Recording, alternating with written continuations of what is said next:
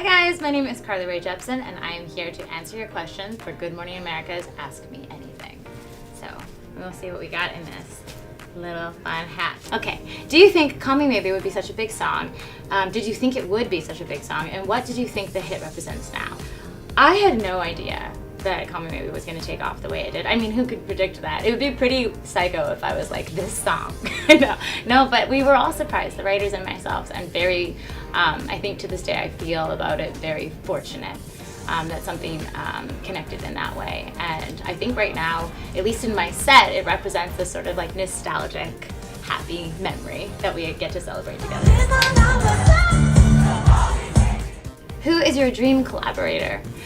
I mean, it's scared to say it out loud because he's just like the artist of all artists who I dedicated the loveliest time to, actually, but James Taylor. I would just love to sing You Could Close Your Eyes with him one day. That's on my dream list. Next question. Tell us the backstory of how fans started giving you swords, and do you keep them?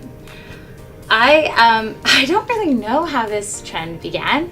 I think someone once upon a time said that I deserved a sword.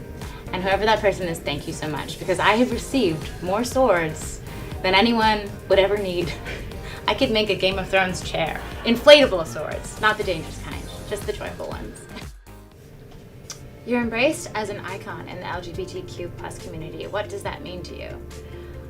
It means everything, pretty much. I don't know how to like properly even explain the joy and the feeling of the rooms that I get to be in. It is unlike anything else. Talk about your journey from the loneliest time to the loveliest time. You shared you couldn't have done one without the other. This is true, they are kind of like sister projects or like a package set. When I look at the loneliest time and the space I was in when creating all of the songs for these sister projects, I was definitely lonely.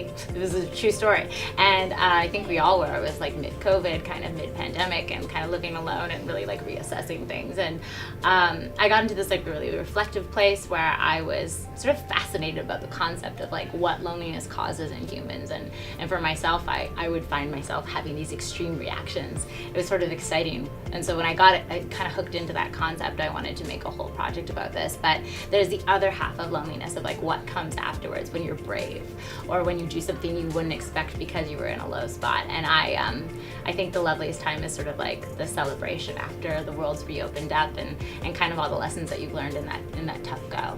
At least for me, that's what it's about. Thank you so much. That was very fun. I enjoyed answering your questions, and we will see you guys next time.